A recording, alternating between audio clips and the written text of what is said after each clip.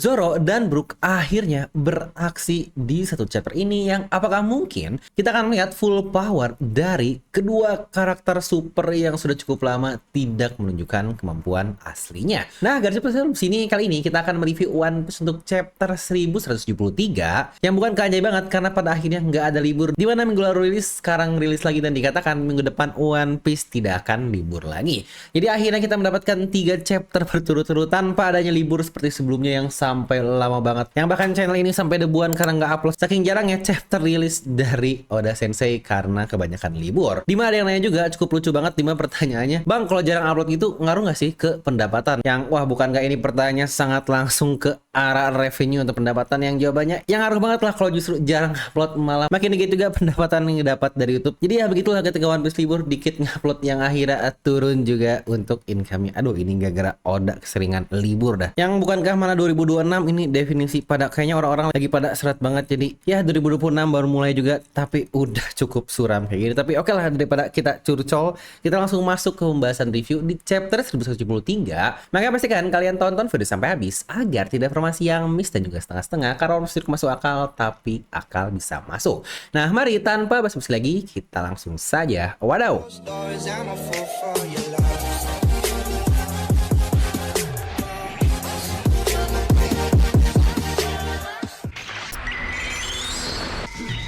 Nah, dimana di sini kita mendapatkan nih request cover di mana Usopp sengaja memasukkan hidungnya ke madu karena katanya dari buku juga yang kita lihat kalau itu cara untuk memanggil kumbang badak. Yang kita lihat juga kalau kumbang tersebut sudah terbang ke arah Usopp, di mana lucunya juga malah Chopper yang ngelihat hidung Usopp karena baik lagi madu itu manis dan Chopper suka dengan manis. Dan untuk judul dari chapter kali ini yaitu adalah Generasi Pejuang. Di mana chapter sendiri dimulai lanjutan nih langsung dari sebelumnya ketika Dory dan Brogy yang sudah sampai ke lokasi Jarul dan mereka bersiap untuk menyerangnya. Dan karena chapter lalu ditutup dengan Zoro nih yang dia bilang, aku punya rencana. Maka di sini pun Hajruddin bertanya, apa rencana yang kau maksud Roronoa Zoro? Sebelum itu pun Zoro bertanya lagi, pertama, apakah boleh aku menghajar mereka semua? Boleh sih, tetapi di sini kita melawan seluruh bajak laut dari raksasa dan Stansen pun ikutan merespon. Tetapi menolong tetua Jarul adalah prioritas kita yang paling utama. Walau begitu, para pejuang ini adalah mereka-mereka yang sangat kita hormati. Maka setidaknya jangan hancurkan pride mereka ini. Dan di tengah-tengah itu ternyata ada yang sadar nih atas kehadiran Hajruddin dan juga Stansen, dan mereka pun berkata, hei, apakah kalian sudah selesai menyatukan para raksasa di seluruh dunia? Dan dilanjutkan lagi, tapi ya hal seperti itu saat ini sangat tidak mungkin akan terjadi.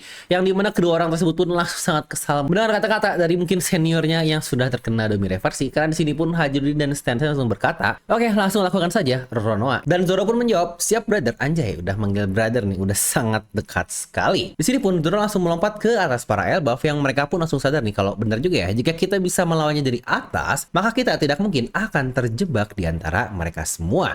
Hajruddin pun akhirnya diserang dan dia pun menyuruh Stansen untuk memutari mereka semua. Di sisi lain, Zoro melompati semua raksasa tersebut dan ketika mereka berkumpul dan berfokus ke arah Zoro, dia menggunakan serangan six pack-nya. Dulu mungkin buat lupa, ini adalah serangan yang dia gunakan ketika memotong tangan-tangan dari para Kraken di bawah laut. Terlihat serangan tersebut berhasil melukai banyak raksasa ya dalam satu serangan tersebut, yang lagi-lagi ini gila banget babang Zoro. Yang jangan lupa itu adalah para raksasa yang notabene orang-orang sangat kuat, plus jangan lupa juga sudah dinaikkan kemampuannya dengan domi reversi, dan Zoro masih bisa mengungguli mereka semua dan dalam jumlah yang sangat banyak. Dan ketika itu terjadi, Dory dan Brogy pun akhirnya menyadari lokasi Zoro dan siap menghajarnya. Yang menariknya, lokasi Zoro ini benar-benar berada di tengah antara Dory dan Brogy, dan di sini pun makanya Zoro terlihat cukup panik. Yang dari situ pun Zoro akhirnya berhasil menghempaskan dirinya sehingga serangan dari Dory dan Brogy malah terkena masing-masing. Dimana untuk panel gambarnya pun persis seperti yang berkali-kali kita lihat ketika arc dari Little Garden. Dimana dengan mereka yang sudah berubah dan menjadi jauh lebih kuat, seharusnya semua serangan tersebut sih nembus ya ke tubuhnya.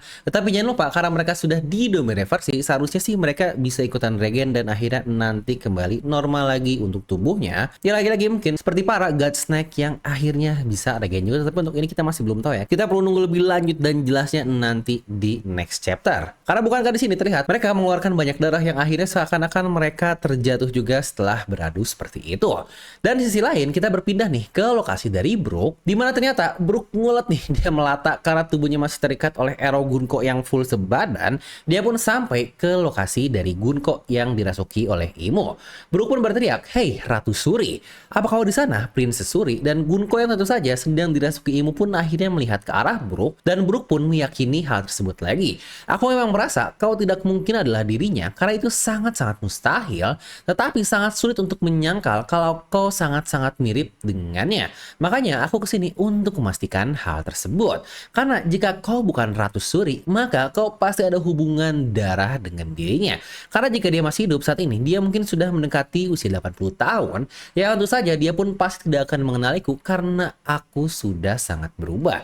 Tapi tetap hal-hal yang kau miliki seperti rambut biru, pupil mata dua warna, dan hubungan kemari Joyce, plus kau juga sangat menyukai musikku. Semua detail tersebut sangat-sangat sempurna sekali jika kau adalah Princess Suri. Aku selalu berharap aku bisa hidup tanpa sedikit pun memikirkanmu lagi, karena aku berhutang nyawa kepada seseorang yang nyawanya kau bunuh."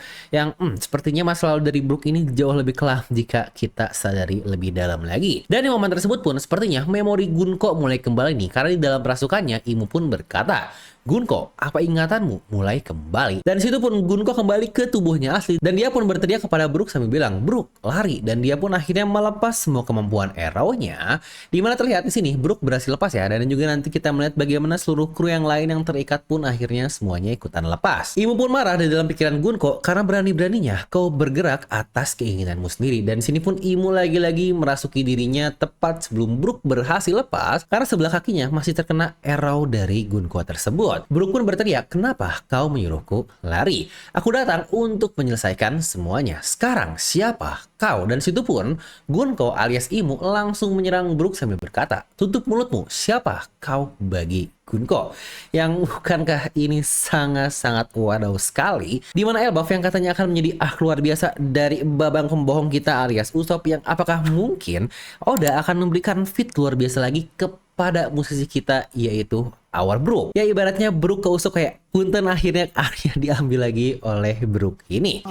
Nah di sini pun kita kembali berpindah nih ke lokasi dari tim Nami yang seperti tadi dikatakan kalau arrow-nya semuanya sudah lepas. Namun tentu saja untuk Robin tidak ya, karena dia diikatnya oleh Somers dan bukan oleh Gunko. Jinbei pun berkata kalau dia melihat guru Enge berlari yang seharusnya sih mereka sedang menuju ke arah anak-anak, tetapi ya lagi-lagi perpus itu masih kebakaran di sini. Dan dikatakan juga kalau Sanji sudah sampai ke lokasi Nami, tetapi sebenarnya untuk masalah kebakaran di perpustakaan dan sekolah ini akan cukup mudah untuk dihentikan, karena jangan lupa terdapat Jinbei di situ yang bisa menggunakan air pantai di dekat sekolah untuk langsung menciptakan air terjun ke lokasi yang terbakar. Dan kita di sini berpindah lagi nih ke lokasi dari para bocil-bocil, di mana Somers pun sudah kembali normal dan mengikuti bocah-bocah tersebut. Kolon dia membacoti Somers dengan berkata, "Kau iblis yang tetua jadul omongin kan? Kita akan membalasmu karena Elbaf sangat kuat. Apa kau tahu hal itu?" Dan Somers pun menjawab, "Bodoh, tentu saja kita tahu kalian semua kuat, makanya kita mengincar kalian-kalian para bocah. Kau ini anak dari Skopper Gaban kan?"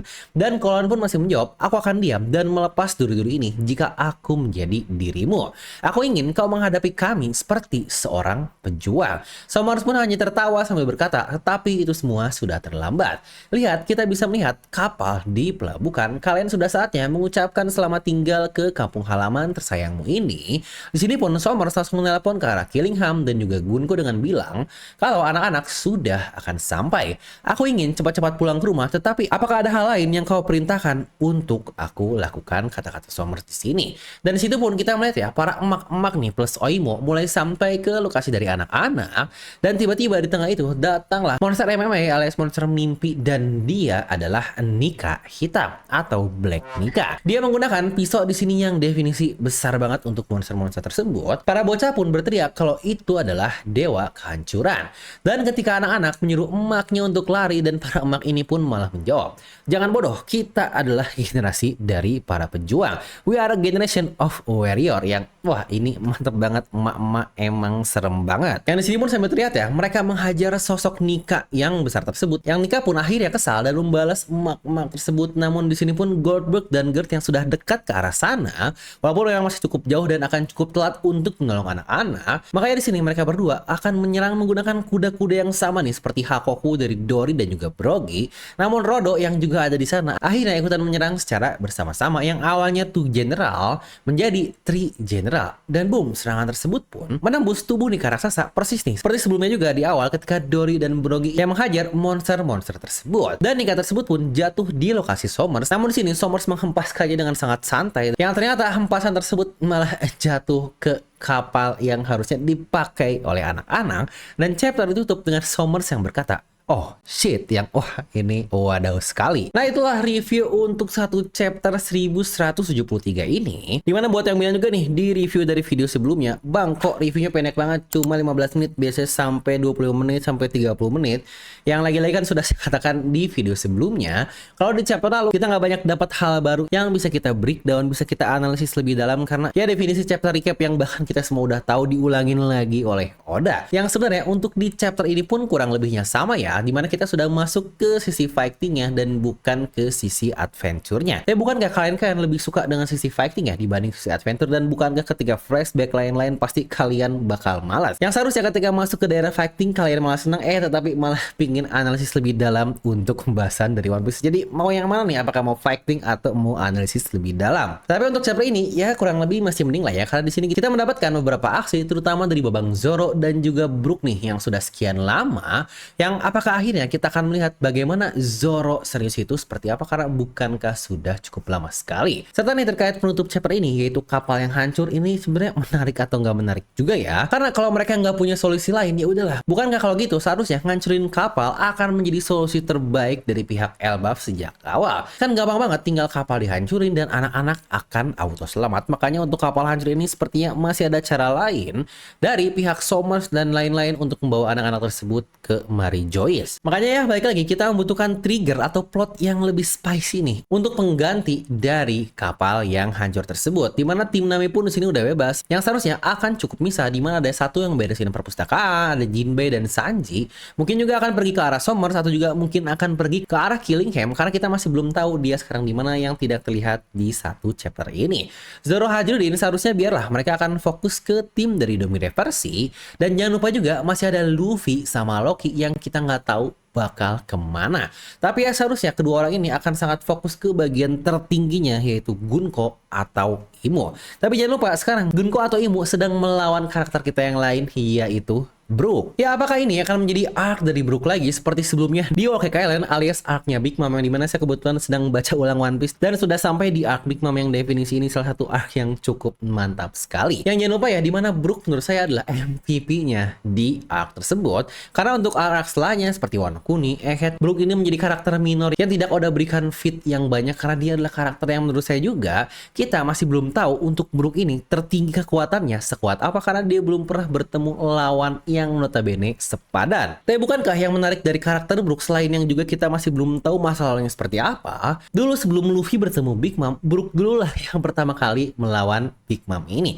Dan sekarang pun sama, sebelum Luffy bertemu atau melawan Imo, Brook dulu lah lagi-lagi yang melawan karakter atau musuh villain tertinggi dari kapten utama kita. Yang kira-kira apa nih plot yang Oda luar biasa kan diberikan kepada karakter Brook ini? Ya sebenarnya kalau dilihat plot yang kita dapatkan dari satu chapter ini untuk Brook, ya kalau kita lihat dari kata-katanya, Princess Suri itu mungkin dia adalah seorang ratu tempat Brook dulu menjadi pengawal kerajaan. Buat yang lupa ya, dimana Brook dulunya dia adalah kapten pasukan dari pengawal kerajaan sebelum menjadi bajak laut dan bergabung ke Rumbar Pirates. Yang kemungkinan besar kerajaan tersebut adalah kerajaan dari Princess Suri ini. Tetapi di situ pun Brook bilang ya, namun kaulah orang yang membunuh seseorang yang sangat aku hormati. Apakah yang dimaksud orang yang dibunuh adalah sang rajanya sendiri oleh sang princessnya yaitu Princess Suri ini? Dimana sang princess ini membunuh raja dari kerajaan tersebut, yang apakah mungkin Princess Suri ini adalah karakter yang sangat jahat, atau mungkin juga sama seperti yang kita lihat sebelumnya dari Harald, dia kasarnya dirasuki oleh Imo juga. Dimana menurut saya plot ini akan sangat masuk akal karena toh jangan lupa di sini Gunko asli dia malah terlihat ingin menolong Brook yang notabene dia malah terlihat jauh lebih baik. Tetapi apakah kalian tahu apa yang jauh lebih menarik lagi? Dari awal ketika karakter Brook ini diperkenalkan oleh Oda, dimana premis yang dia buat adalah kalau Brook seorang pemain musik, seorang musisi yang kasarnya bisa mengontrol jiwa, terutama dalam lagu dan musiknya tersebut. Dan beberapa kali pun kita melihat ya, dia bisa menghipnotis orang dengan lagu yang dia buat.